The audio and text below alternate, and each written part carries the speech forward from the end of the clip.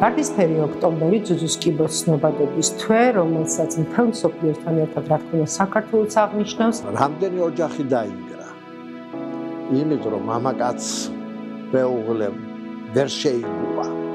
ყველაზე ცუდი ის არის ახალგაზრდა ასაკში მოიმატა, ახალგაზრდა ასაკმა მოიმატა ძუძუს კიბოს შემთხვევაში. ეს გოგონა არის ახალგაზრდა, სულ 30 წლის. განვითარებულ ქვეყნებში ყველგან სადაც კეთდება მასტექტომია, იქ ერთდროულად რაღაც დამატებითი ეტაპი რეკონსტრუქციის უკვე კეთდება. ქონდა ასევე თავის გამართლება იმასთან მიმართლებაში, როდესაც ვთქვი, რომ რეკონსტრუქცია მნიშვნელოვანია და მithქვეს, რომ იცი რა, აი ამდენი პრობლემაა და რა დროს ძუძუს აღდგენა და მაშინ მართლა ვიგრძენი სირცხვილი. ორივე ძუძუ უნდა მომეკვეთა და აი იმ მომენტში რა უფრო მძიმე იყო ჩემთვის ონკოლოგია თუ ეს ოპერაცია, შეიძლება ოპერაციას გადაეწონა. როგორ ფიქრობთ? გამოგვივა აუცილებლად.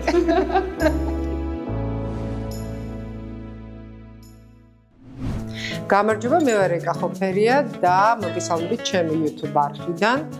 ვიდრე დავიწყებდეთ გადაცემის ჩაწერას, ძალიან მინდა გთხოვოთ, რომ გამოიწეროთ ჩვენი არხი, რომელსაც ქვია შეხვედრები ეკა ხოფერიასთან. ვარდისფერი ოქტომბერი ძუძუს კიბოს ცნობადობის თვე, რომელსაც მთელ მსოფლიოსთან ერთად რა თქმა უნდა საქართველოს აღნიშნავს. მეც ბევრ თქვენგანთან ერთად სხვადასხვა ღონისძიებაში მიმიღია მონაწილეობა და დღეს შევეცდებით ცოტა სხვა კუთხით წარმოვაჩინოთ ეს თემა.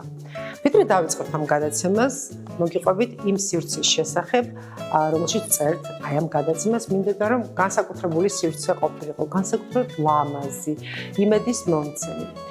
ეს გახლავთ გალერეა ნობლესი.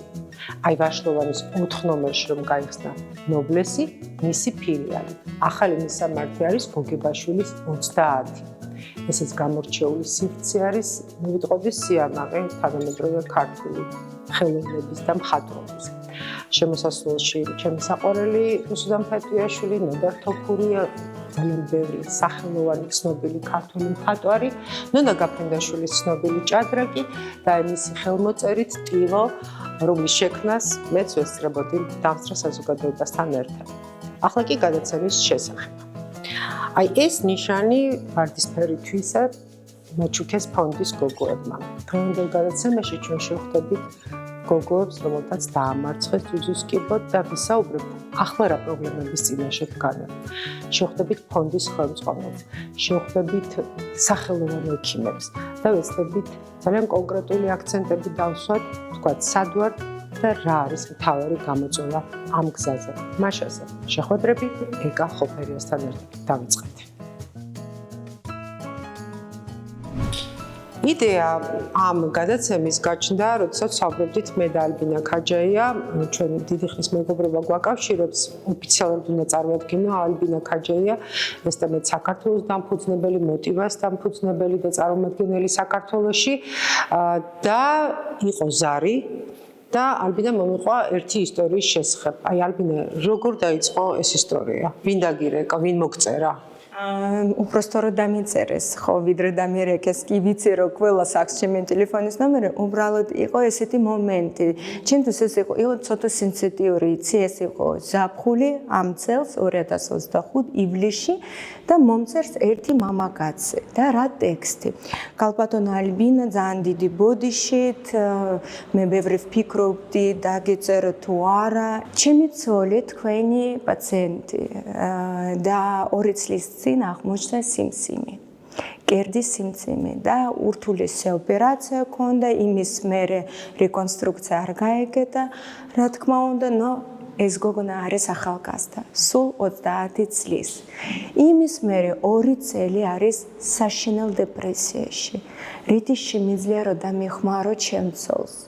რითი შეიძლება რამე რომ გავაკეთო, რომ პირველ რიგში დავიხმარო მენტალურად ან უკეთესად რო იყო ჩემი ცოლი. ჩემთვის ეს იყო ისეთი შოკი, ეკა რატომ მე 3 დღეს ვფიქრობდი რა უნდა ვიპასუხო ამ ადამიანს, იმიტომ რომ მე არა ვარ პლასტიკური ქირურგი, ხომ იცი კარგად. კი, თელი ჩემი ნაცნობები, თელი ჩემი ოჯახი, აქედან დავისხო და თელი ჩემი გარემო არის ექიმები. დედა ჩემი არის მამოლოგი, ონკოლოგი და ჩემი პირველი პროფესია არის მამოლოგი, რენტგენოლოგი, მე უკვე წავედი დერმატოლოგიური ხაზით. იმის მერე მე ვისაუბრე ბევრი, ვისაუბრე ბატონო გოგიტას, ძაგნიძეს, რა თქმა უნდა, რომელი არის ნომერ 1 აქ საქართველოში, ყველა ვიცით.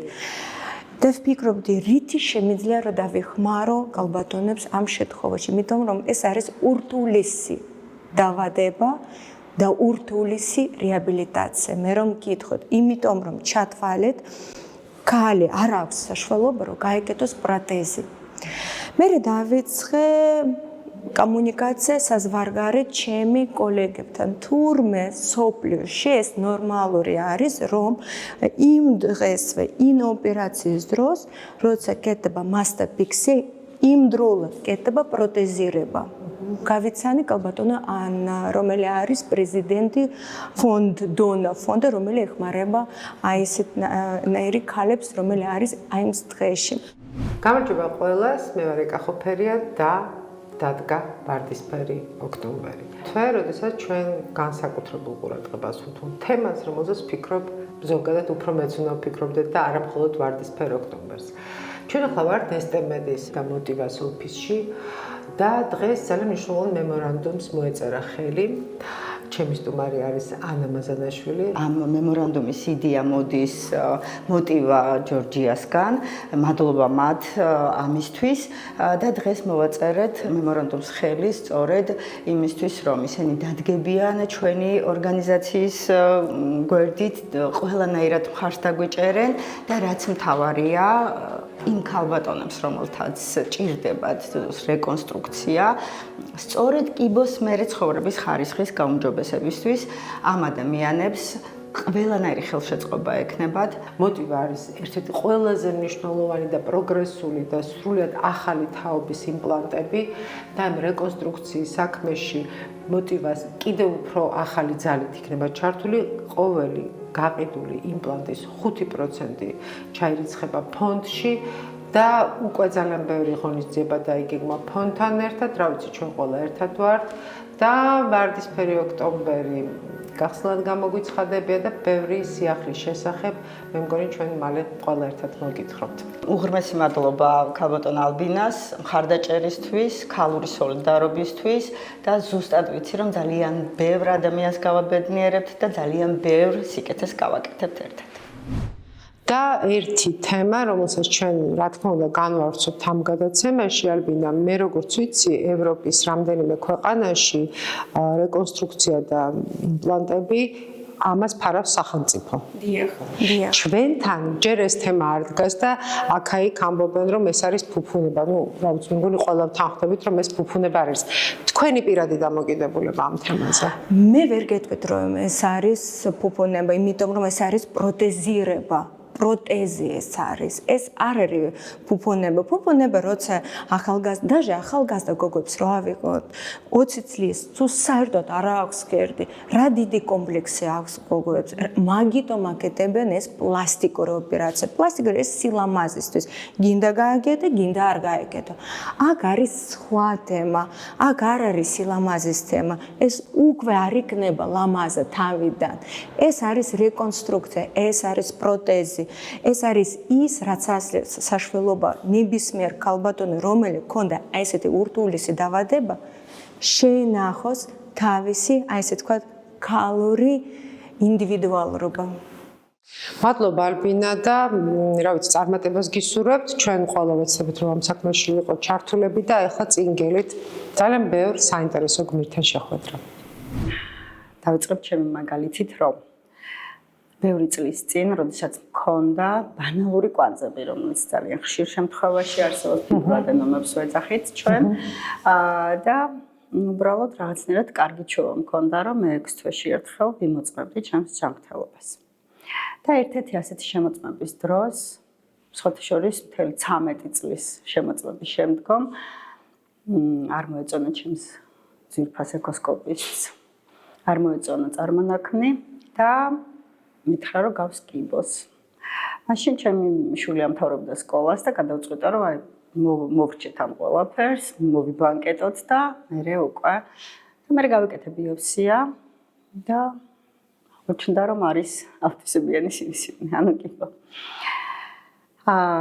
რადგან ორივე მხარეს ჰქონდა ბევრი კვანძები, გადავწყვიტე რომ აუცილებლად უნდა ორმხრივი მასტექტომია გამეკეთებინა, მომეშორებინა ყველა. მიუხედავად იმისა, რომ ეს რეკომენდაცია არ იყო ექიმების მხრიდან. და არ იყო ექიმების მხრიდან და ამას ვსაუბრობ 2012 წელს და ძალიან მძიმე გამოცდილება მქონდა, როდესაც ჩემს ბავშვობის მეგობარს ჰქონდა იგივე დაავადება, ონკოლოგია და იმ შემთხვევაში დაბრუნდა კიბო და რაღაცნაირად ესე ჩავთვალე საჭიროდ რომ ჯობდა რომ მომეკვეთა ორივე ძუძუ ვიდრე დამთავრებინა. ჩვენ ყვებოდით, როდესაც შევხვდით, როდესაც ეს ამბავი გაიგეთ, იყო ღამე და გათენდა დილა.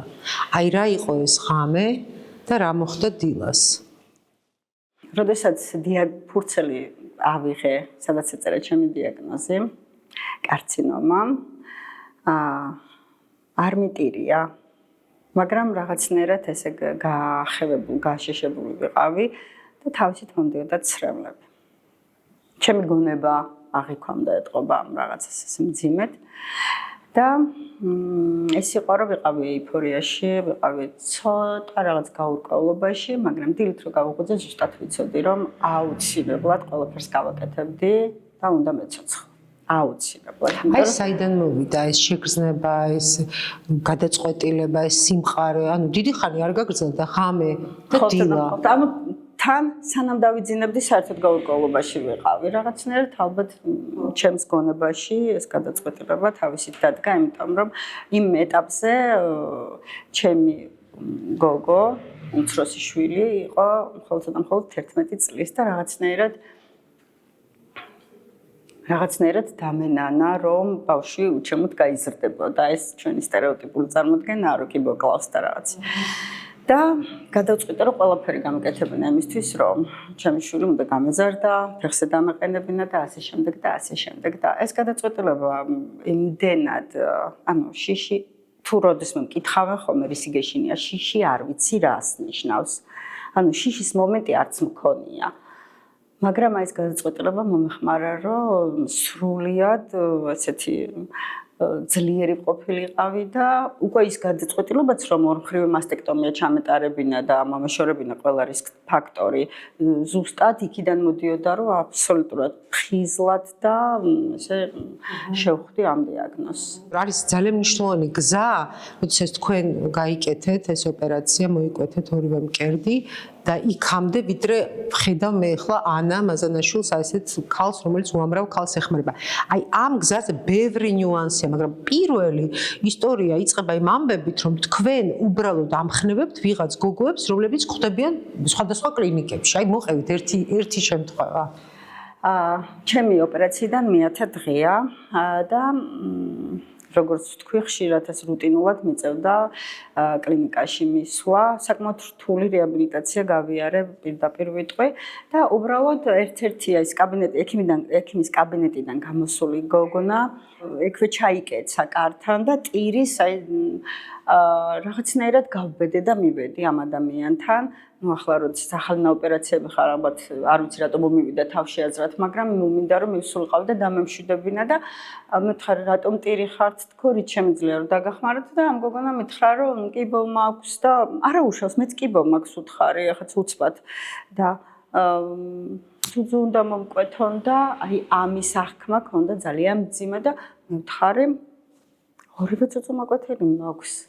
და თან სულ რაღაც 10 დღეა და ამომხედა ესე და ამომხედა და მართლა და ასე გამოიყურებით და ეს იყო აი ეს რაღაც მოიწმინდა ცრემლები ადგა გაიმართა გაიღიმა და წავიდა მთელი ამ 13 წლის განმავლობაში ჩემი კიბოდან კი გავიდა 13 წელი და რეალურად ვაკეთებ ამ საქმეს მომსახურები, ანუ ადამიანები დავაკვალიანო, სწორად მივაწოდო ინფორმაცია და დღეს უკვე ძალიან დიდი გუნდი ვართ, რომლებიც მართლა ეს ჩვენ პაციენტებისთვის ძალიან მნიშვნელოვან იმ საინფორმაციო კამპანიებს ვაწარმოებთ, რომლებიც რეალურად ყველა ონკოპაციენტს წაადგენ. აი თქვენი ფონდი და თქვენი ვარდისფერი სივრცე, აი ვინ ახართ თქვენ? ჩვენი მოკლედ მთელი 6 წელი ჩემი დიაგნოზის შემდგომ, როდესაც ამ ორგანიზაციაში მოხვდი ევროპადან და ჯორჯიაში. რეალურად მიწევდა შეხვედრა პაციენტებთან ქუჩაში, კაფეში, პალატაში, ქიმიოთერაპიის ოთახში, ანუ ძალიან წვალობით ამ თვალსაზრისით ოცნება მქონდა, რომ ოღონდ იყოს ასეთი სივრცე, სადაც ადამიანურად დავჯდებით და ანუ ისეთი გარემო იქნება, სადაც პაციენტი არ დაიძაბება, სადაც მათთვის ყველა ინფორმაციას მოვუყრით თავს. მე თან მთელი ამ წლების განმავლობაში ჩვენი გუნდის წევრებიც ყველა გავდივართ ტრენინგებს, სწავლობთ, ვითარდებით, იმიტომ რომ პაციენტთან უნდა იყოს სრულიად გულწრფელი, არ უნდა მოატყუო არასოდეს და რაც მთავარია, უნდა გქონდეს ცოდნა. ანა, თქვენ მოაწერეთ, თქვენმა ფონდმა მოაწერა ხელი STM-თან და მოტივასთან მემორანდუმს. ჩვენი შევხვდით ერთმანეთს და ნახეთ ახლა ჩვენ რაზე ვსაუბრობთ. იყო პერიოდი, როდესაც საერთოდ არაფერი არ ფინანსდებოდა. მე მგონი თქვენ იმ დროს იყავით. ჩემი დიაგნოზის დროს საერთოდ არაფერი არ ფინანსდებოდა. ამ თანხებს აიდან როგორ ხდებოდა მათი მობილიზება? ოჯახმა გადაიხადა. საკუთარი ჯიბიდან გადავიხადეთ, იმიტომ რომ მარტო სხივებში მაქვს 10500 ლარი, იმ 2012 წელს გადახდილი ძალიან ძვირი იყო ყველა სერვისი და თან ანუ როცა მოტივას ფონდზე ვსაუბრობთ, STM-ის მხარდაჭერაზე ვსაუბრობთ მემორანდუმზე. რატომ არის მნიშვნელოვანი და განსაკუთრებულად კარგად ვიცი ეგ საკითხი მე, იმიტომ რომ ჩემ შემთხვევაში, როდესაც მოხდა ოპერაცია ჩამტარდა ერთდროულად მოხდა აღდგენაც და ის ფსიქოლოგიური ასპექტიც ჩემ შემთხვევაში ანუ მე თქვენ სრულად არ მოგკვეთეს ანუ მოგკვეთეს სრულად და აღდგენაც აღდგენა გააკეთეს იმ ოპერაციის დროს მოგკვეთეს და აღდგენა გააკეთეს ექსპანდერი ქვია ექსპანდერით მოხდა ექსპანდერიზაცია და უკვე შემდეგ 8 თვის შემდეგ უკვე გავაკეთე იმპლანტები და აი ეს ეს ეტაპები გავიარე მე თავად. და რატო არის მნიშვნელოვანი მოტივასთან და STM-თან თქვენი იმიტომ რომ ამ ხრივ იქნება ხელშეწყობა და ძალიან ბევრი ქალისთვის, ძალიან ბევრი ქალბატონისთვის იქნება ეს უდიდესი მოტივაცია. ჩვენ როდესაც ვლაპარაკობდით და უშუალოდ მივედით რაღაცნაირად იმ ეტაპამდე რომ ეხლა ნამდვილად ძალიან ბევრ თემას აფინანსებს სახელმწიფო და მივედით იმ თემამდე რომ ეს რეკონსტრუქცია ასევე იყოს სახელმწიფო დაფინანსებაში. როდესაც ჩვენ მე თქვენ და თქვენი გოგოები ჩვენ ამაზე ვლაპარაკობდით, მაშინ გოგოებმა ესეთი ფრაზაც მითხრას, რომ იცით რა არისო? ვიღაცას ეს გონია რომ ფუფუნება არისო და ცოტა კომპლექსიც ჰქონდაო რომ რა დროს თქვენი რეკონსტრუქცია ეს თემა მინდა რომ ცოტა გამიშალოთ. შეგხვედრიათ ეგეთი დამოკიდებულება? რა თქმა უნდა, ანუ რეალურად ჰქონდა ძალიან ესეთი ცოტა მძიმე საუბრებიც და პაციენტებთან, ანუ რა დროს სილიკონზე და ძუძუზია საუბარი, როცა უნდა გადარჩე. და ჩვენს ყველა კამპანია, რომელიც ამ წლების განმავლობაში იწარმოებოდა ჩვენი ორგანიზაციების მიერ, გვქონდა ხოლმე აქცენტი იმაზე, რომ ჯერ მკურნალობა დაფინანსებულიყო. მკურნალობა ფაქტობრივად სრულად ვიტყვი, რომ ფაქტობრივად სრულად, იმიტომ რომ კიდევ არის რამდენიმე დასახელების მედიკამენტი, რომელიც გვინდა, ჩვენ პეტიციები გვაქვს შედგენილი და წერითაც მიმართეთ და კიდევ ბევრი ღონისძიება გვაქვს ამ მიმართულებით დაგეგმილი, რომ ის მედიკამენტებიც იყოს დაფინანსების სიაში. მაგრამ რეაბილიტაცია ეს არის უკვე აი ზუსტად ახალი ნაბიჯი, როგორ ყველაზე მეტად უკვე აი ჩვენს კამპანიაში სწორედ სადიაგნოსტიკო კვლევები ამ ეტაპზე და რეაბილიტაცია, რომელიც არ არსებობდა საქართველოში. სადიაგნოსტიკო კვლევები არ ფინანსდება? არ ფინანსდება სამწუხაროდ. ანუ რაზე ვლაპარაკობთ ახლა ვთქვათ, რომ როდესაც მე სიტყვაზე რაღაცა საეჭვო მაქვს. აი სკრინინგმა დაგვიდგინა, რომ კითხვის ნიშანი დასვა. მე მგონი აქ რაღაცა არასწორი პროცესია. აი ვიდრე მივა ადამიანი დიაგნოზამდე, აი ეს არის დიდი სიცარიელი. აი დიაგნოზი უკვე ნიშნავს, რომ მკურნალობა დაფინანსებული. მაგრამ ანუ ლაპარაკობთ აი აქედან აქამდე ზუსტად გვაქვს ის, რომ არც თუ ისე იაფი, ხო, ბევრ 1000 ლარიანი ისეთი გამოკვლევები, რომ მივიღოთ სწორი დიაგნოზი, იმიტომ რომ სწორ დიაგნოზს უკვე მერე შესაბამისი მკურნალობა დაინიშნება. და შემდეგ გაკეთდა ოპერაცია და ოპერაციის დროსვე მოხდეს რეკონსტრუქციის დაფინანსება სახელმწიფოს მიერ. ამის პრეცედენტი რომელ ქვეყნებშია? ყველა წამყვან ქვეყანაში. ვარდისფერი ოქტომბერი შეხვედრებში ეკახოფერიასთან ერთად მეგობრებო, გამოიწერეთ ჩვენი არხი, ძალიან მნიშვნელოვანია ჩვენთვის ეს ამბავი, ასევე დააკომენტარეთ, დადებითი, უარყოფითი კომენტარი, მოკლედ ეს ყველაფერი ძალიან გვეხმარება ჩვენ და ჩემი სტუმრები ხათუნა ჭინჭარაშვილი და სოფო ართილაყვა, როგორც ანა ფონდის ხელმძღვანელი და მოკლედ ჩემი სტუმარი ამბობდა, ჩემი გოგოები. ანას გოგოები. და ახლა უკვე შეხვედრების გოგოები. როგორ მოვიდა კიბო თქვენ ცხოვრებაში? აუცილებლად ყველაფერი პირადი ამბით იწყება და ამიტომ მეც ესე დავიწყებ. კი. ბევრი წლის წინ უკვე და ეს მიხარია რომ ეს ვამბობ, რა ვიცი, ერთ მშვენიერ დღეს ალბათ ესე იწყება ყველაფერი. სრულიად შემთხვევით აღმოვაჩინე, მიუხედავად იმისა, რომ რაღაცა ეს ჩვევა, რომ წელიწადში ერთხელ სკრინინგი მეტარებინა მქონდა, ისე აღმოჩნდა, რომ სკრინინგზე ყველაფერი წესრიგში იყო, მაგრამ სკრინინგიდან 10 თვეში ჩემივე ხელით აღმოვაჩინე პატარა წარმონაქმნი. და რა თქმა უნდა, სასწრაფოდ წავედი ექიმთან, თუმცა რა თქმა უნდა, ამასაც გულწრფელად ვიტყვი, რომ არ მიფიქრია, რომ რამესთან შეიძლება შემხებლობა მქონდა. ზოგადად, რა ვიცი, ალბათ არავინ არ ფიქრობს, რომ რაღაც შეიძლება მჭირდეს. დიაგნოზი ძალიან მალე მეჭირა უკვე ხელში და პრინციპში, რა ვიცი, ყველაზე მთავარი ალბათ ის იყო, რომ იმ პერიოდში, იმ ბევრი წლის წინ კიბოს შესახებ ვიცოდი მხოლოდ ის, რომ ის კლავდა. მეტი არაფერი. რა თქმა უნდა შემეშინდა, იმიტომ რომ ბუნებრივია, როდესაც ეს იცი მხოლოდ კიბოს შესახებ გეშინია. და ალბათ საინტერესო ის არის, რომ რა ვქენი და როგორ მოვახერხე, ხო? ალბათ რომ აი ამისთვის გამერთვა თავი და მე ვფიქრობ, რომ პირველი რაც ალბათ ჩემთვის იმ მომენტში ეს ბერკეტი აღმოჩნდა და საყრდენი ის იყო, რომ მართლა დავიწყე მოძიება, აი რა ხდება დღეს და თავიდან გავიცანი კიბო, ამას ვამბობ ხოლმე.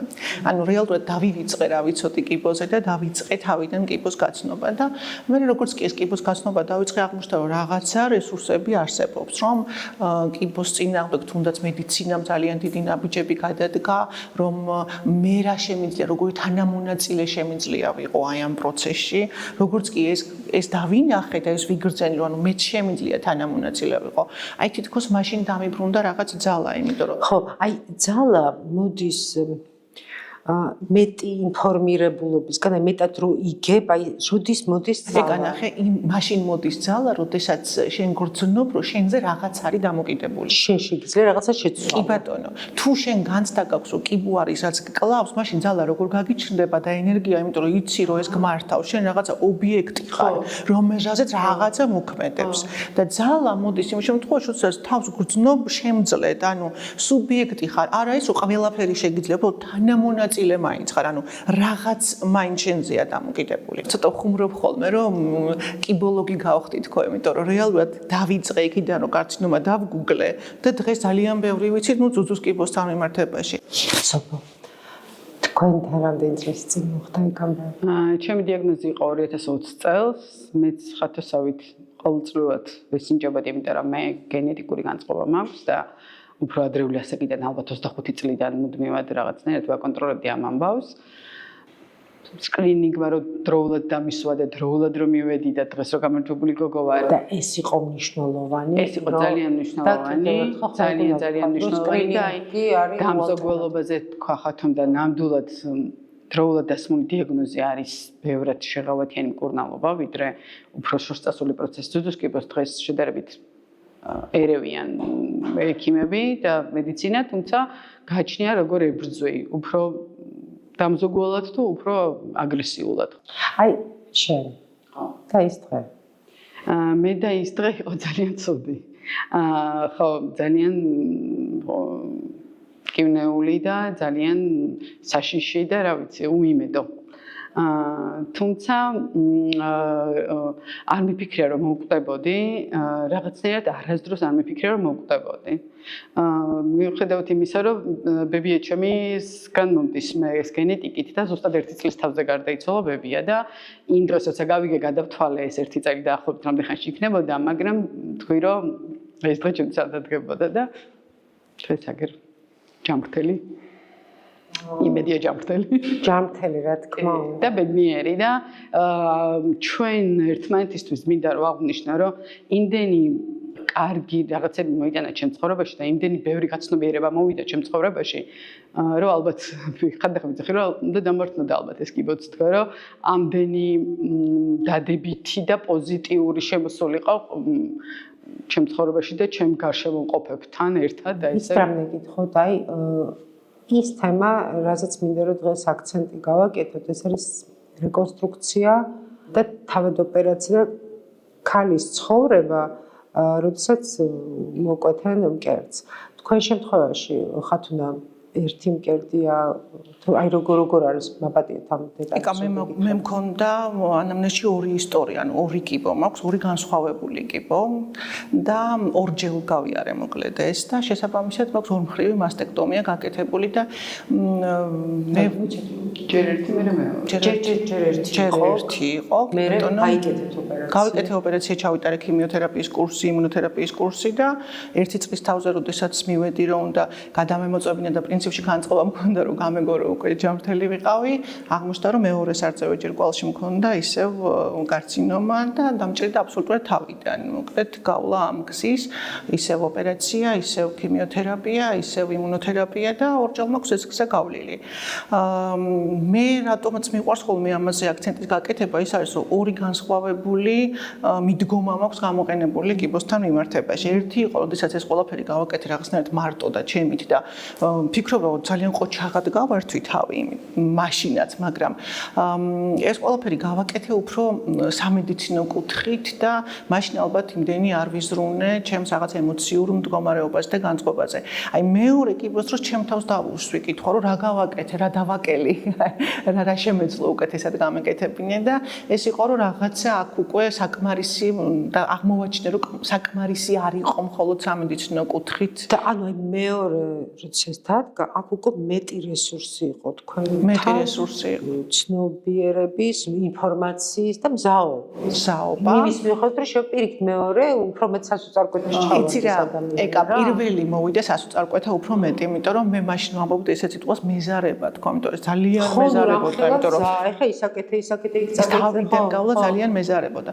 თუმცა მეორეს მხრივ მოვიდა ისიც რომ გარკვეულწილად რაღაცა ცოდნები დაგროვილი ამ პირველი დიაგნოზის დროს რა თქმა უნდა გამომადგა უკვე და რაღაც მომზადებული შევხვდი ამას უკვე აი რაღაცეები ვიცოდი. დღეს უკვე მე არ ვსაუბრობ მხოლოდ ჩემ ისტორიაზე, დღეს უკვე მაქვს ძალიან ბევრი ქალის ისტორია და ძალიან ხშირად მესმის ხოლმე ეს დამოკიდებულება რომ იცი რა კიბო აქვს და რაზე ფიქრობს, ახლა ძუძუ მოიჭრას თუ არა და ამაზე ფიქრობს და რა რაღაცა ცოტა სკეპტიკურად და ცოტა ცინიკურად უყურებენ აი ამ ფიქრს, ოდესაც ქალი აი ამ დილემაში არის რა გააკეთოს და ამიტომ მინდა რომ ეს გასაგები იყოს ყველასთვის ნათელი იყოს, როდესაც არ არის მარტივი გადაწყვეტილება, იმიტომ რომ პრინციპში ალბათ არ ვიქნები ხა რაღაცა ორიგინალური რომ ვთქვა რომ ქალისთვის ძუძუ არის სქესთან იდენტიფიცირება და შენ ამ დროს, როდესაც თმაქცვივა, წარბი, წამწამი, ზოგჯერ ფრჩხილიც კი, აქ კიდევ ძუძუს იჭე, შენ აბსოლუტურად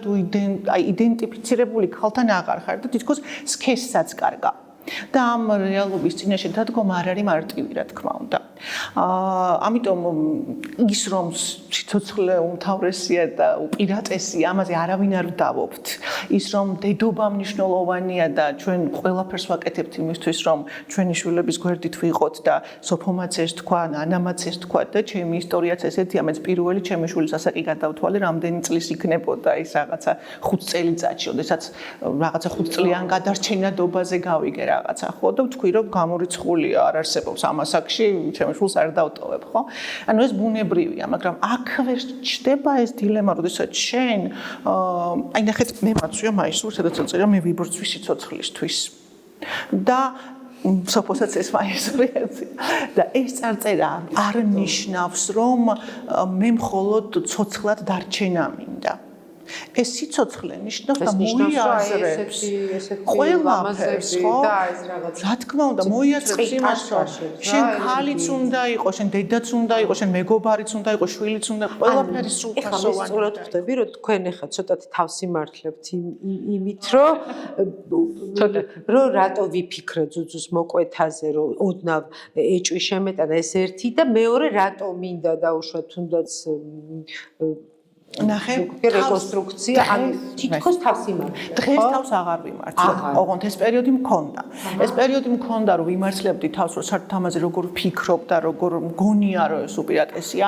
მქონდა ასევე თავის გამართლება იმასთან მიმართლებაში, როდესაც ვთქვი, რომ რეკონსტრუქცია მნიშვნელოვანია და მithქვეს, რომ იცი რა, აი ამდენი პრობლემაა და რა დროს უძუს აღდგენა და მაშინ მართლა ვიგრძენი სირცხვილი, რომ მართლა როგორ ვსაუბრობ ახლა ამაზე, როცა მაგალითად რავი, აი ბავშვებს აქვთ ონკოლოგია და ამ თემასთან მიმართებაში საერთოდ რა შუაშია, ხო? აი ეს სირცხვილიც მიგრძნია და მე არ ვიტყვი, რომ ეს სირცხვილი არის მაინც და მაინც გარეთ გამეფებული და გარედან წამოსული, იმიტომ რომ ეკა მე დღეს ზუსტად ვიცი, რომ ის სტიგმა, რომელიც ამასთან მიმართებაში არსებობს, ეს მარტო სხვებს კი არ ჭირთ, მეც მიჭირდა, მეც ამ სტიგმის მსხვერპლი ვიყავი. რა ემოციებს გადის ქალი? როდესაც იკეთებს ოპერაციას. ესე იგი, ანუ ბებია ვახსენე მე და მინდა რომ ვთქვა, რომ ანუ 20 წელს ვიყავი ბებიასო დიაგნოზი დაუსვეს. რა თქმა უნდა, ხა ოჯახისთვის ეს ბებია იყო მაშინ 58 წლის და ახალგაზრდა იყო ისიც ძალიან და რა თქმა უნდა ეს ძალიან დიდი დარტყმა იყო ჩვენთვის და რო გავიგე რომ ბებიასთვის მკერდი უბრალოდ ექიმი გამოვიდა არ ვიცოდით რომ მოკვეთავდა და თქვა რომ ნუ ესე იყო საჭიროა და მე ალბათ მისი სიკვდილის ბოლომდე ვერ გამოვედი ამ შოკიდან თან რო ხედავდი ანუ ეს იყო მაშინ 20 წლის სოფოსთვის იმდენად სტრესული რომ აი არ ვიცი და აი რა იყო სოფოსთვის აი არ ვიცი როგორ გითხრათ აი ზუსტად ეს ქალის იდენტობა ალბათ და თვითშეფასება და ყველაფერი ალბათ ერთად მაშინ ჩემთვის ეს იყო რა მოკლედ ძუძუს მოკვეთა ძალიან ძიმე იყო ჩემთვის მაშინ და შემდეგ რო გავიგე რომ მე ორივე მკერდში ათვისებიანი სიმსივნე მქონდა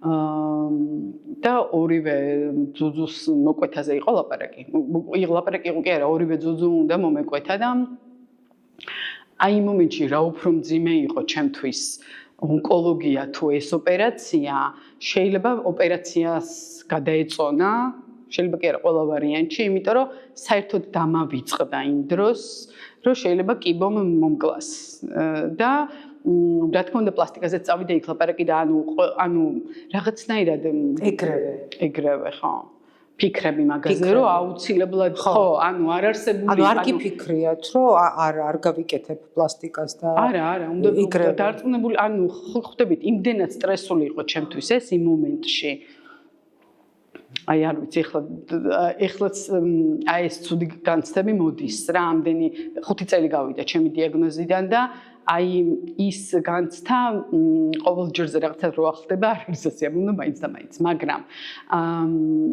რთული იყო უფრო აი ეგ ფიქრობ რომ აი ზუსტად იდენტობა ქალურობა რა ვიცი ყველაფერი სადღაც ალბათ არ არის მთლად ეგრეც მაგრამ ემოციურ დონეზე იმდენად რთულია რომ თუ ეს ემოცია შენ რომელიც აუცილებლად კიბოსთან ბრძოლაში გჭირდება დადებითი განწყობები ამას თუ რაღაცა გვერდითი მოვლენები უშლის ხელს სტრესულ გარემოში ვერ გადარჩები. მინდა თქვენი გამოცდილება გამიზიაროთ ყოფილხარ თუ არა ქირურგებთან, აი რა გამოცდილება გაქვთ ამ ხრივ, რა ღირს ეს ოპერაცია, რა გზა უნდა გაიაროს გოგომ, რომელსაც დაამარცხა კიბო და მოვიდა ხა ფიქრი რომ მოდი გავიკეთებ რეკონსტრუქციას. ესე იგი ძალიან ანუ თითქმის ალბათ ყველა რეკონსტრუქტორთან თუ როგორ ყველასთან ვარ დამყოფი საქართველოში თუ ვინმე არსებობს. აი ესე რომ გაგვიერთიანო და აი ესეთი ისტორია მოგვიყვა. ანუ ჩემი ისტორია ცოტა უფრო რთული იყო, იმიტომ რომ მე გავიკეთე ერთ ეტაპად აღდგენა. უბრალოდ ორივე მკერდი მოვიკვეთე და გავიკეთე რეკონსტრუქცია. თუმცა კოვიდის პერიოდს დაემთხვა ჩემი მკურნალობა და მე ქიმიოთერაპიებთან ერთად ორმხრივი ფილტვების ანთებიანი კოვიდი დამემართა და მოკლედ ძალიან გამირთულდა ყველაფერი რა და საჭირო გახდა რომ მოკლედ ეს იმპლანტები იმიტომ რომ დაიფიცირდა და მოკლედ ხო ესე დავრჩი ესე და რა თქმა უნდა იმის მერე ცოტა უკვე რომ ცოტა თვალებში გამომიხედე და ასე რომ მოვედი დავიწყე ანუ ყველა ხა არ ჩამოვთვლი მაგრამ 5 თუ 6 ადამიანთან ვარ ნამყოფი უბრალოდ თანხა ისეთი რომ აი საიდან სადამდე მერყეობს 30-დან 40,000-მდე მერყეობს ეს თანხა და ესეც არ არის ანუ მთლიანი იმიტომ რომ რეკონსტრუქცია არ არის პლასტიკა რეკონსტრუქციას როცა იკეთებ აღდგენა ანუ ეს ხო არ არის რომ მარტო უბრალოდ სილიკონები გაიკეთე ეს ხო რეკონსტრუქციათან უნდა რაღაცას გავდეს ხო შემდეგ ეს 30,000 ესე რომ ვთქვა პირობითად არის რაღაცა ეტაპის თანხა კონკრეტულად ოპერაციის თანხა. მე იქ რაღაცა ცხიმები გჭირდება, იქ რაღაცა დამატების პროცედურები გჭირდება, რომელიც ალბათ სადღაც კოლოსალური თანხა. ხო, ძალიან ძვირი ჩვეულებრივი გოგოებისთვის, ვინც ძალიან ძვირი ჯდება და ჩემი ბიძაშვილი ამერიკაში ცხოვრობს და მისმა მეგობარმა გაიკეთა ცოტა ხნის წინ ოპერაცია და იქ როგორ არის, ნახეთ ოპერაციის წინ ეკითხებიან, გინდათ, ხო, და გაიღვიძა ოპერაციის შემდეგ ეს რეკონსტრუქციით და კერდით. დღეს ონკოლოგია ხა ისეთი რადიკალური არ არის და დამზოგველია ზოგადად და ანუ ოპერაციებით ესე ხშირად მასტექტომია არ უწევს ადამიანს. ჩვენება არ არის ყოველთვის რომ გაკეთდეს მასტექტომია. ამის თქმა მინდა, ანუ ძალიან ხშირ შემთხვევაში კოლოსალურ თანხებზე საუბარი რომ რაღაც მოვინდომოთ და როგორც სახელმწიფო ეს ვერ დავფაროთ რა. რამოდენიმე ქალის რაღაცნაირი თავიდან მედეგობა კიბოს მიმართ. ეხლა დღეს მე უკვე ისეთ ეტაპზე ვარ რომ აღვიდგენ თუ არ ვაღვიდგენ გულწრფელად გეტყვით საერთოდ არ აქვს მნიშვნელობა. იმიტომ რომ ხო, ანუ მე ჩემზე ვსაუბრობ. მე ვარ 50 წლის. მე 53. გასაგებია, იმიტომ კი 46. და რა. ანუ ნახე დღეს მე ვიცი ძალიან მნიშვნელოვანი რაღაც, რომ ის რომ მე ძალიან ნერვიულობდი ძუძუსახდგენას, ძუძუზე ზოგადად, ხო? მაშინ და ჩემი იდენტობა რაც მე ვახსენე პირდაპირ მიბმული იყო შეიძლება ჩემს ძუძუზე, ჩემს გარეგნობაზე, თმაზე და ასე შემდეგ. დღეს რაღაცნაირად ზუსტად ვიცი გრძნობ იმას, რომ რაღაცა ცოტა უფრო მეტი ვარ, ვიდრე ეს ჩემი შემადგენელი ნაწილები. ტკივილმა რომ მე გამომწრთო, ეს იმას ხო არ ნიშნავს, რომ ცუდ ტკივილებით იაროს ადამიანმა. ბევრ კამპანიაში მიმიღია მონაწილეობა ვარდისფერი ოქტომბრის სკრინინგის მიმართულებით და დღესაც ვუერთდები ამ მიმართოს, იმიტომ რომ ერთ-ერთი მთავარი ეს არის მე მგონი, რომ ნამდვილად მართლა არ დავიზარო, წავიყვან DCC-ის წავიდე. და მეც არ მიფიქრი ამ თემაზე, რომ რეკონსტრუქციის თემა სახელმწიფოს მიერ უნდა ფინანსდებოს, არ მიფიქრია. და კითხვა მოგვცეთ ბოლოს კონტე როგორ ფიქრობთ? გამოგვივა? აუცილებლად.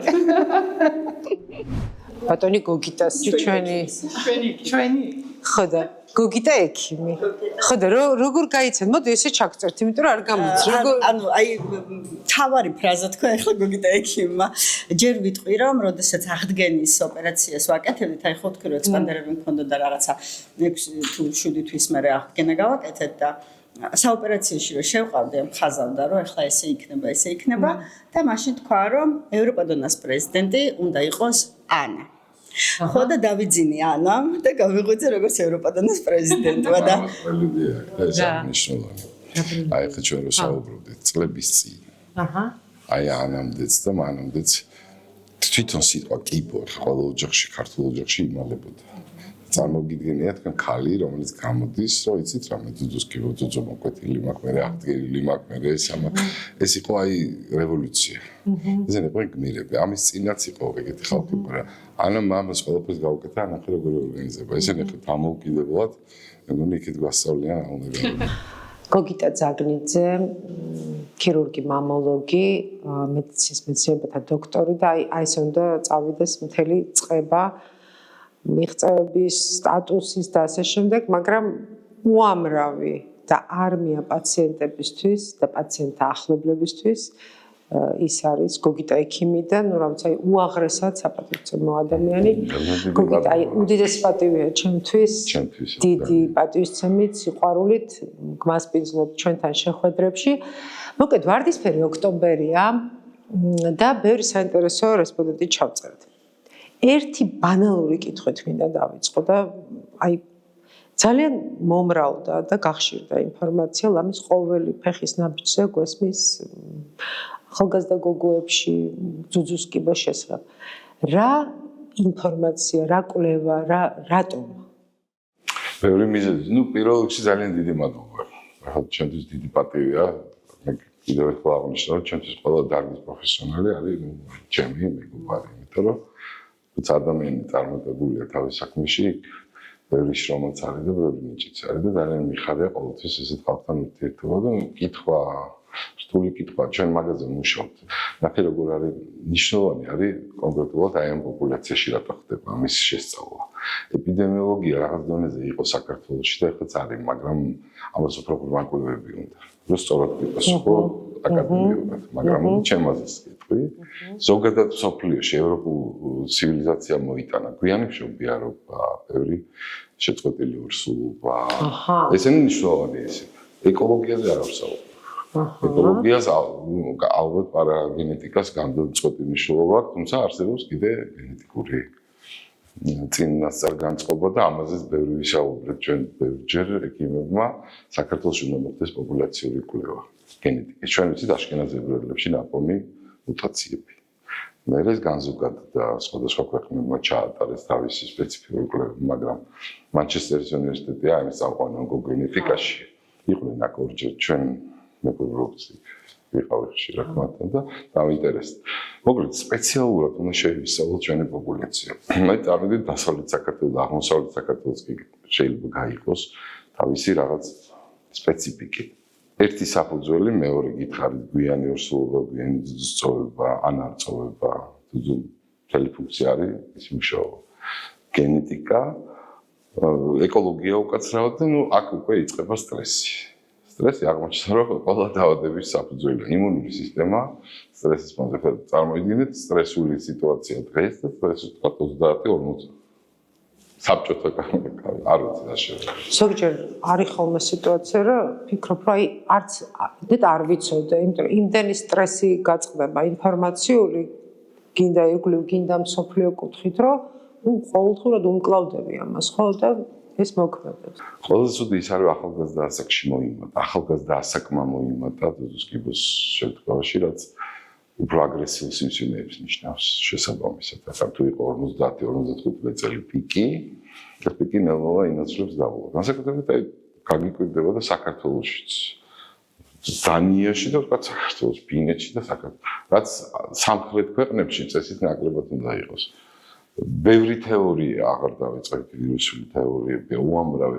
ამიტომ გეუბნები ამას ყველაფერს შეიძლება პოპულაციაზე მორგება. რას ვჭამთ? უნდა ვიცოდეთ, ჩვენ არ ვიცით, იცი რას ვსვამ. მე არ ვიცი როგორ წასვამ, რა ხდება წყალში, რა ხდება საკვებში, კაი წაიკითხავ რაღაცას. ძალიან რთულია ეს ყველაფერი, რომ ერთ რამეს დააბრალო, ერთად ყველაფერი დამტო, კვების ეკოლოგია, ცხოვრების ეკოლოგია, გამოსხივება, ტელეფონით ცხოვრობთ. ცნობიერება, არის ჩვენ ახლა ლაპარაკობდით მაგალითისთვის 15 წლის წინ და დღეს, აი ბევრი თემა იქნება, მაგრამ აი ყველაზე თვალშისაცემი რა არის, აი რა შეიცვალა დღეს, როცა ჩვენ ლაპარაკობთ საქართველოზე. იცით რა, უფრო თვით დამაჯერებელი გახდა ქართული კალები. ხარია კი ეს შეგვიძლია ზოგადად და შესაბამისად. აი რაში გამოიხატება? იცით რა არის, უფრო დავიწყოთ იმითი, რომ დამოუკიდებლად მიმართავენ უკვე ექიმებს. ადრე იყო მთელი ნათესაობა, ქმარი, მამამთილი და რაღაც ეგეთი რაღაცები ხშირად. ეხლა თვითონ დამოუკიდებლად პატარებიც, დიდებიც დიაგნოზში ერკვევიან,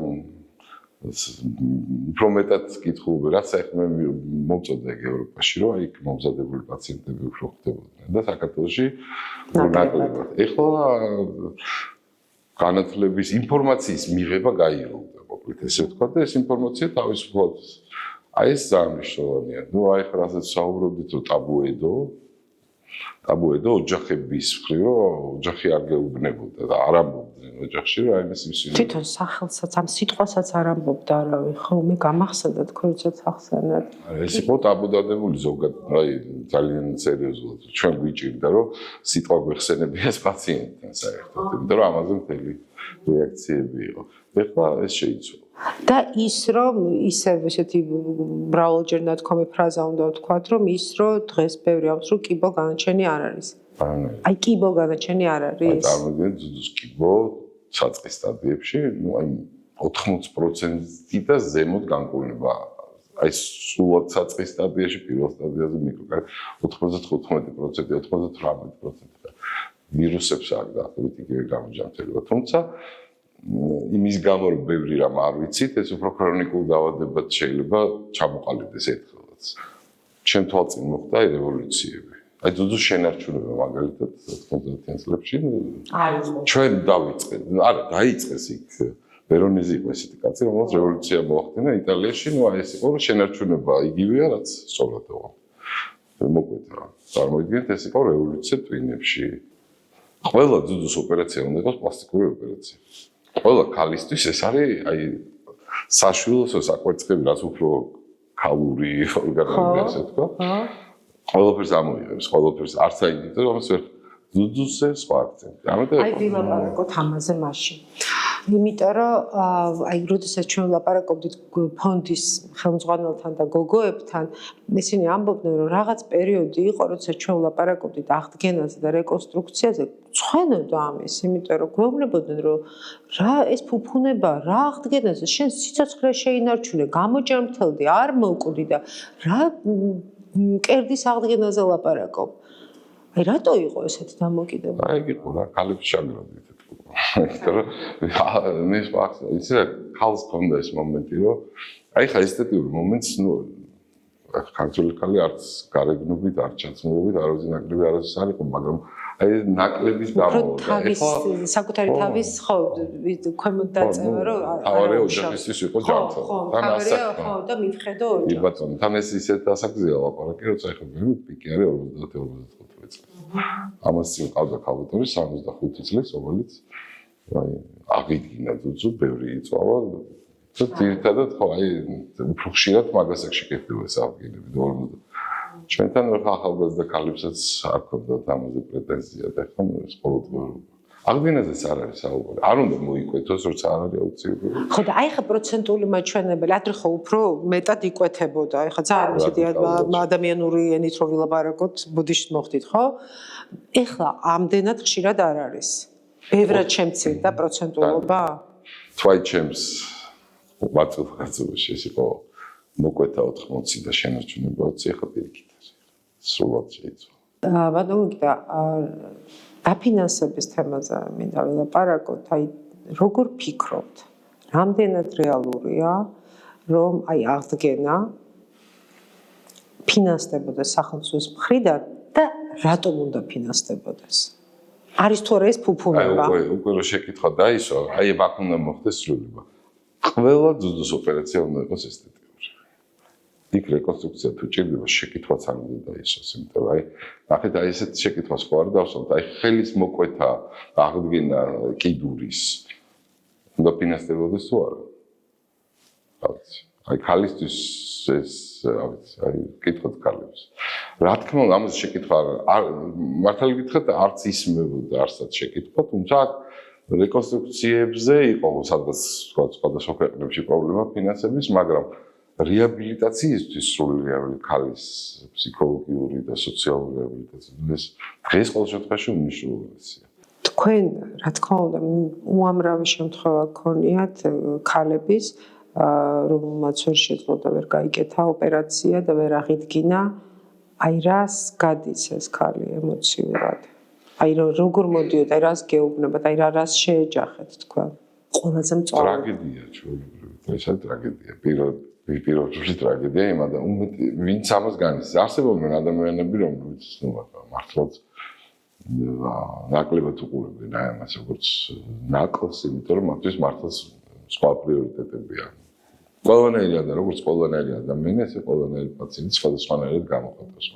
ნახეთ, პაციენტის პოზიციიდან ალბათ ჯობია პაციენტებს ვკითხოთ, მაგრამ სამედიცინო თვალსაზრისით ქირურგს როცა აქ არჩევანი უფრო რადიკალური სწორად ებრძოლოს სიმსივნეს ხდებით, ან მოკლედ იმის გამო რომ ძუძუს მოკვეთა არ მეყოლია პაციენტები, კატეგორია მოსაკვეთი იყო. პატარა რისკის ფაქტორი დაიტო. ხო, რისკებს ამცირებს ეს ტექნიკა გეხმარება რისკებს. აი მარტივად მე ყველაზე ხშირად რასაც ვაკეთებ, ეს არის რედუქციული მამაკაცის დაპატარებას რო ეძახიან. აი ეს თითქმის ყოველდღიურად რამოდენიმე ოპერაცია გვიწევს. ანუ ეს არ არის იმისთვის, რომ სილამაზე მხოლოდ, მაგრამ სხვანაირად ვერ შეინარჩუნებ ლამაზად. აი ნახევარი ძუძუ მოსაცილებელია, იმიტომ რომ სიმსივნეს როცა ადრე მოიკვეთებოდა, აი ხო გუში მქონდა გავს. ამ ადამიანებთან ან რედუქციას გაიკეთე, გადიდება, ანუ სილამ გადაერთო აბსოლუტურად ესთეტიკაზე. თითქმის დავიწყე რომ სიმსივნეზე აქ საუბარი. თქო, ძალიან დიდი მადლობა. და ყველა სტუმართან გადაცემისას ვდებ პირობას, რომ ეს როცა მოხდება, ერთვარდისფერ ოქტომბერს შევიკრიბოთ და გავაანალიზოთ. ბატონო, ძალიან დიდი მადლობა. ჩემი შემდეგი სტუმრები გახლავთ ბატონი კოტე სულამანიძე, პლასტიკური ქირურგი, ტოტალ შარმ კლინიკის ხელმძღვანელი, ბატონი ალექსანდრე შემეროვსკი, ონკოლოგი, პლასტიკური ქირურგი. ძალიან დიდი მადლობა მობრძანებისთვის და პირველი კითხვით ბატონო კოტე, თუ შეიძლება რომ თქვენთან გადმოვიდეთ. აი, როცა ჩვენ ვლაპარაკობთ ძუძუს კიბოზე და ოქტომბრის თვე ეს არის ცნობიერების თვე. დღეს უკვე ქალბატონებმა და ქალებმა დღეს უკვე უფრო მეტად დაიწყეს საუბარი რეკონსტრუქციის მნიშვნელობაზე. აი თქვენ რა შეგიძლიათ გითხრათ, აი რა შეიცვალა თუნდაც რა იყო 10 წლის წინ და ეხლა როგორ განვითარდა, როგორ შეიცვალა დამოკიდებულება საკუთრივ პაციენტის, აი თქვენი დაკვირვებით. რა თქმა უნდა, მსოფლიო მიდგომები იცვლება. სხვა ქვეყანაში სხვადასხვა რეგულაციები არის. განვითარებულ ქვეყნებში, ყველგან, სადაც კეთდება მასტექტომია, იქ ერთდროულად რაღაც დამატებითი ეტაპი რეკონსტრუქციის უკვე კეთდება. ამის თავარი აზრი ის არის, რომ ადამიანს ონკოლოგიის პროცესის გამო უნდა მოიკვეთოს ორგანო ფაქტიურად, ხო? მკერდი უნდა მოიკვეთოს. ეს არის უზარმაზარი სტრესი მისთვის, რომელიც იმოქმედებს არა მხოლოდ უბრალოდ მის განწყობაზე და უბრალოდ რაღაც ხასიათზე. ეს იმოქმედებს მის ცხოვრების ხანგრძლივობაზეც თუნდაც. აი უბრალოდ ეს ფსიქოლოგიური უზარმაზარი დარტყმა და სტრესი იმისთვის რომ ეს შევამციროთ, იმისთვის რომ ცხოვრების ხარისხი კი არ გავაუმჯობესოთ, ახლოს მაინც მივიყვანოთ ნორმალურ მდგომარეობამდე, ამისთვის ზუსტად კეთდება ერთდროული რეკონსტრუქციები და განვითარებულ ქვეყნებში ეს არის სახელმწიფო პროგრამები დაზღვევით კეთდება ეს ყველაფერი იმისთვის რომ პაციენტს ნაკლები ზიანი მივაყენოთ და ნაკლები სტრესი ჰქონდეს ოპერაციის შემდეგ. როგორ შეაფასებდით აი ამ სიტუაციას, რაზეც ჩვენ ახლა ვლაპარაკობთ, სწორედ საქართველოს მაგალითზე. რამდენად ხშირად მოდიან თქვენთან პაციენტები, სწორედ ონკოპაციენტები რეკონსტრუქციის კუთხით. საკმაოდ ხშირად მომართავენ პაციენტები რეკონსტრუქციის სურვილით, როდესაც მათ მკურნალობის შედეგად სრულად მოკვეთეს მკერდი. ამჟამად ჩვენ ვიცით, რომ არის საშუალება ამ ოპერაციების ერთდროულად კეთებისა. ანუ უშუალოდ მკურნალობისას. დიახ, ასეთი სახის ოპერაციებს მე საკმაოდ ხშირად ვაკეთებ, მათ შორის ონკოლოგიურ ცენტრში. შეიძლება ამ ოპერაციების გაკეთება ერთდროულად, კეთდება რეკონსტრუქცია დროის გასვლის შემდეგაც. ჩემი ამოცანაა მინიმუმამდე დავიყვანო ემოციური ფონი. ქალი ისედაც ებრძვის მის დაავადებას. რამხელა სტრესია მისთვის უკვე დიაგნოზის გაგება.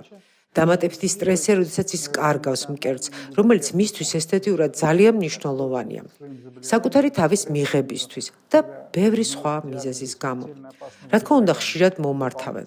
სამწუხაროდ საქართველოში მე რასაც გავეცანი და ამ ქვეყანაში უკვე 3 წელზე მეტია ვცხოვრობ და მუშაობ, სახელმწიფო არ აფინანსებს რეკონსტრუქციულ პლასტიკურ ოპერაციებს. ვფიქრობ, სამომავლოდ ეს ამბავი უნდა შეიცვალოს ისე, როგორც ბევრ განვითარებულ ქვეყანაშია, როდესაც სახელმწიფოს შეუძლია ასეთი ტიპის დახმარების გაწევა პაციენტებისთვის.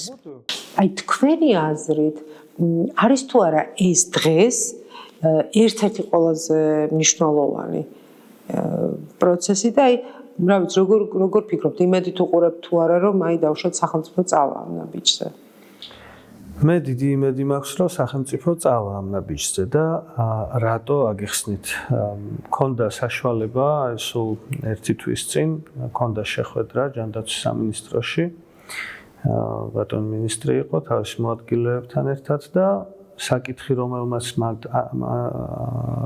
აიწია ზუსტად ის იყო, რომ ჩვენ ძალიან კარგი ბევრი პლასტიკური ქირურგი გვყავს და რეკონსტრუქციული ქირურგი, მაგრამ ქართველი პაციენტი ბევრი მიდის საზღვარგარეთ, ბევრი მიდის თურქეთში რეკონსტრუქციისთვის და კითხვა დაგვისვა ზუსტად ისეთი, რა არის საჭირო იმისთვის, რომ საქართველოში ამ პაციენტებმა გაიკეთონ რეკონსტრუქცია. რატომ მიდიან? იმიტომ რომ შეიძლება ღირებულება ერთი და იგივე არის, მაგრამ პიარდება თურქეთი, როგორც სამედიცინო ტურიზმის თვალსაზრისით, უფრო მეტად მარკეტინგი და პიარი არის თურქული, ვიდრე ჩვენი კარგი ქართველი ექიმების, იმიტომ რომ არ არსებობს არანაირი დაფინანსება. რომ ყოფილიყო რაღაცნაირი მაინც დაფინანსება, ეს ყველა პაციენტი დარჩებოდა აქ, ნაწილობრივი მაინც რო ყოფილიყო, დარჩებოდა აქ და ქართველ ექიმებთან გაიკეთებდნენ ამ ოპერაციას. მე ვფიქრობ, რომ თუ სახელმწიფო მიიღებს ასეთ გადაწყვეტილებას, რომ დაფინანსდეს ნაწილობრივ მაინც რეკონსტრუქცია, ეს ძალიან ბევრ პაციენტს მოეხმარება, ძალიან ბევრ პაციენტს გადაარჩენს ფაქტიურად და მე ვიტყოდი, რომ ქართულ რეკონსტრუქციულ ქირურგიასაც ძალიან მოეხმარებოდა. იმიტომ რომ თქვათ, რომ არც ისე ბევრი ქირურგი ყავს ამ მიმართულებით, სულთიძე ჩამოვთვლით. და როდესაც ეს დაფინანსება გაჩნდება, შესაბამისად გაჩნდება აუცილებლობა მთელი სკოლისა, ხო? რა თქმა უნდა, სკოლა არის. სკოლა არის, კარგი, მაგრამ როდესაც პლასტიკური ქირურგი ღებულობს ლიცენზიას, მას ურჩევნია, რომ პლასტიკური ესთეტიკა გააკეთოს, რეკონსტრუქციაში არ წავიდეს, თუნდაც თუ ძალიან აინტერესებს რეკონსტრუქციული ქირურგია და ონკოპლასტიკა, იქ არ მიდის ზუსტად იმიტომ, რომ არ არის არანაირი დაფინანსება. შეიძლება ძალიან აინტერესებს ამის კეთება, მაგრამ არ არის არანაირი დაფინანსება. ხო და ეს იქნება დიდი ნაბიჯი ზოგადად ამ დარგის განვითარებისთვის. ვარდისფერი ოქტომბერი, მისი დასკვნითი ნაწილი და ჩვენი გადაცემის სტუმარი ბატონი ივა კუზანოვი, ფუძემდებელი რეკონსტრუქციული პლასტიკური ქირურგიისა საქართველოში, სახელგანთქმული ექიმი, ვფიქრობ მეტი ის თქმა არც არის საჭირო. უდიდესი პატივია ჩემთვის, რომ თქვენ ხართ ჩემი სტუმარი. და ჩვენ უნდა ვეცადოთ ერთგვარი რეზიუმე გავაკეთოთ ამ თემის. ჩვენ შევხვდით რამდენიმე ქალბატონს, რომელსაც მქონდათ კიბო, დაამარცხეს კიბო და მოკვეთილი აქვთ მკერდი და არიან მოლოდინში ოპერაციის და ყვებოდნენ რამდენად მნიშვნელოვანია, რამდენად რთულია და რა ეტაპებს გადიან. ბატონო ივა, თუ გაიხსენებდით თქვენ როგორც ფუძემდებელი რეკონსტრუქციული პლასტიკური ქირურგიისა საქართველოში პირველ ოპერაციას, როდესაც მოხდა რეკონსტრუქცია მკერდის საქართველოში. უბრალოდ პირველი რეკონსტრუქცია და არა ვთქვათ ონკოლოგიური პაციენტი. ეს იმდენად ისეთი თემაა, თქვენ ხართ პირველი ქირურგი, რომელმაც ეს გააკეთეთ, ამიტომ მე აუცილებლად ვკითხოთ, აი პირველი ოპერაცია, როდესაც ეს საქართველოში მოხდა, როდის იყო, რა ხდებოდა, ის პაციენტი თუ გახსოვთ? კი ბატონო, ძალიან კარგად მახსოვს, იმიტომ პირველი იყო და მარტო მე კი არ მახსოვს, მთელ კოლექტივს ახსოვს. ეს ახალგაზრდა გოგო მოვიდა, კახელი გოგო, ლამაზი კოხტა მაღალი გოგო და მე ვგავარ ქალს, უყურებ და ქალია. როგორ არა საკმაოდ ლამაზი გოგო ნახართ. როგორ ეს რო ბრტყელი მაქვსო, აგრე უბრალოდ ლაპარაკობს.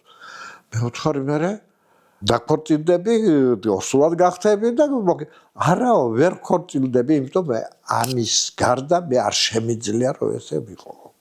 ნუ მე ვფიქრე რომ ეს ახალგაზრდა გოგოა 18 წლისა რაღაცა, მე ვთხარი მშობლები მოიყვანებ, მშობლებთან ერთად დავილაპარაკოთ რა ვქნათ. მოვიდნენ დედა მამა მოვიდნენ და მამა მეუბნება, ოღონდ გავუკეთე ოპერაცია, ოღონდ გათხოვდესო. ხო და მაშინ ეს როცა იყო საკმაოდ დიდი ხის ამბავია. მაშინ იმპლანტები არ იყო. და შევთავაზეთ რა კი მიკროქირურგიაში და რეკონსტრუქციაში უკვე დაამაგრები ვიყავით. ორივე მხრიდან იღლიაში პატარა განაკვეთით ამოვიღეთ ტორკოდარზალური ნაფლეთი, ესე იგი კუნთი თავის კანით და შევაცურეთ ძუძუების ქვეშ. ამით მოუმატეთ მოცულობა. გაუხდა ძუძუები ორი ზომა.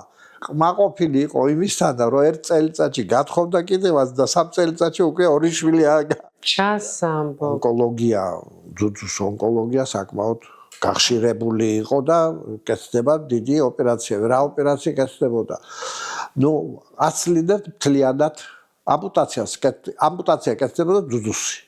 ქალი რჩებოდა შრამით ძუძუს გარეშე.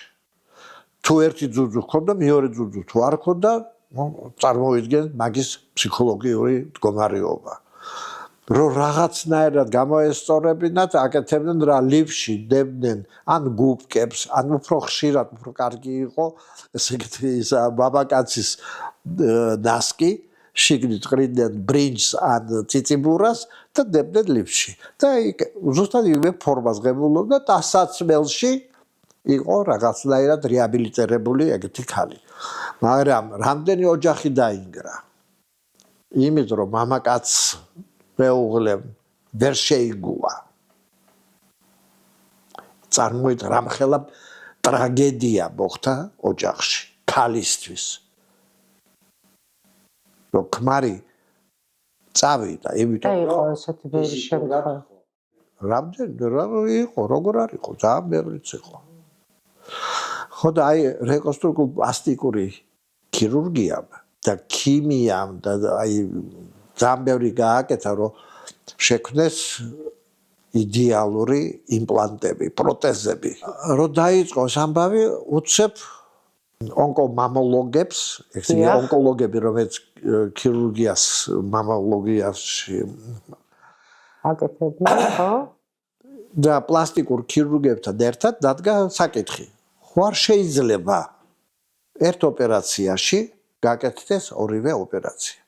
მოცილდა სამთვისებიანი სიმსივნის კერა, ეს არის როგორც წესი თითო ჯირკვალი, როცა არაა დაინტერესებული კანი და დრილი, ამოიღოს ეს ჯირკვალი და ამ კანს ქვეშ ჩაიდოს იმპლანტი.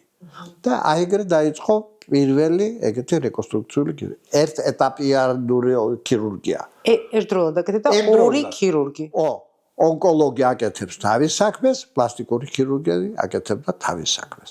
ეხლა ისე განვითარდა ეს ყველაფერი, რომ ონკომამოლოგები უკვე პლასტიკურ ქირურგს არ უძახიან. თვითონ აკეთებენ ამაგისტრა და ოპერაციას. თქვენი აზრი მაინტერესებს, როგორ შეიცვალა? აი თქვენ მაშინ საერთოდ იცით ეგა ბოლო დროს ვერ შეადარებ, ისე მალე შეიცვალა საერთოდ ახალგაზრდობა. მენტალიტეტი სხვანაირი გავხდათ. ძალიან კარგები გახდნენ, იცით. უფრო რბილები, უფრო კულტურული, უფრო განათლებულები არიან უფრო მეტად. იმიტომ აი ეს ინტერნეტმა და ტელეფონმა ძალიან ბევრი საქმე გააკეთა, ძალიან დიდი საქმე გააკეთა. ამას ყველაფერს ხედავენ. ხედავენ როგორც მაგალითს.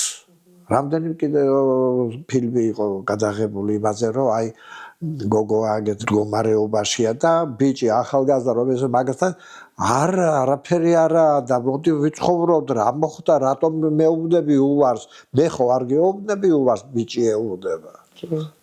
და აქაც საქართველოში ძალიან ხშირადაა. ხო, ძალიან მნიშვნელობა აქვს პარტნიორს მეგობარს. მაგრამ როცა გაქვს შესაძლებლობა, რომ გააკეთო და იყო სრულყოფილი, უნდა გააკეთო. და იცით რა, ეხლა სახელმწიფო აფინანსებს ეს დიდი საქმე გაკეთდა საქართველოში. დიდი საქმე გაკეთდა ონკოლოგიური პაციენტებისთვის, აი ეს სკრინინგი და ეს ფასო ყველაფერი ეს რამდენი გადარჩა საერთოდ ქალი, ვისაც არ დასჭირდა ქირურგია საერთოდ. იმიტომ რომ ადრეული დიაგნოსტიკა. თავის დროზე დიაგნოსტიკა, თავის დროზე სწორი მკურნალობა და გაიმარჯვა ქალმა და ექიმმა. ძალიან ბევრი. მაგრამ არის ეგეთი შემთხვევები, როცა ან პაციენტი აგვიანებს. არ მიდის, არ აკეთებს აი ამ უფასო სკრინინგს. აი რატომ? არის ხალხი, როცა მიდიან და უკვე მესამე ან მეოთხე სტადიაზეა, როცა უკვე ლაპარაკიც არაფერზე, რომ უნდა გაკეთოს ამპუტაცია და всё. აი ამ შემთხვევაში აი სახელმწიფო ხო ყველაფერი გააკეთებდა ბევრ ქვეყანაში. ქვეყანაში ევროპაში, ამერიკაში, დიდარ ქვეყნებში აი ეს მეორე ეტაპი, ასაღდგენი, პლასტიკური ასაღდგენი, სილამაზის გამო გაკეთებული ოპერაცია ფინანსდება სახელმწიფოთი. რატომ? იმიტომ ძალიან ბევრი ქალი მაინც რჩება ფსიქოლოგიურად დადგუნული. კარგავს სამსახურს. საზოგადოებაში ეგეთ კონტაქტში უკვე ვეღარ შედის. ხო, და მე რამხელა ამბავია, როდესაც ჩვენ ჯერ რამხელა ამბის წინაშე დგახარ და როგორი ძლიერი ხარ და მიდიხარ და მოკლედ რაც უნდა ძლიერი იყო რამხელა ამბავს გადიხარ. მაგრამ შენ რო იცი რომ რეკონსტრუქციაც გარანტირებული გაქვს და დაფინანსებული. და ამ დროს შენი მეგობარმა გაიკეთა და შენ არ შეგიძლია. მინიმუმ დავიწყოთ ამაზე ლაპარაკი და პრინციპში შესაძლებელია სახელმწიფო დაფინანსებაში იყოს კიდევაც გათვალისწინებული რეკონსტრუქცია. შეიძლება და იქნება. მე მჯერავს რომ მაგე იქნება. იმიტომ ბევრი რაღაცა რომელიც არ ვეგონა რომ შეიძლება იყოს და აჰა ხო გაჩნდა. შესაძლებლობა სკრინინგი, უფასო სკრინინგი ეს დიდი საქმეა. ხო გაკეთდა. ისიც გაკეთდება. დიდი მადლობა რადგან თქვენ ამბობთ ბატონები და იმიტომ თქვენ ხართ ჩვენი გადაცემის დასკვნები. მე ოპტიმისტი ვარ და ოფის ჯერავს ყველაფერი კაი. იმიტომ მოვედი თქვენთან. დიდი მადლობა ბატონო. დიდი მადლობა თქვენ. უღრმესი მადლობა. უღრმესი მაგრამ დიდი სიმპათიები საერთოდ მათ გატყობილი თქვენს. დიდი მადლობა. უღრმესი თქვენ ოჯახის მივართ. დიდი მადლობა ბატონი ივა კუზანოვი, ჩვენი გადაცემის დასკვნითი ნაწილის სტუმარი.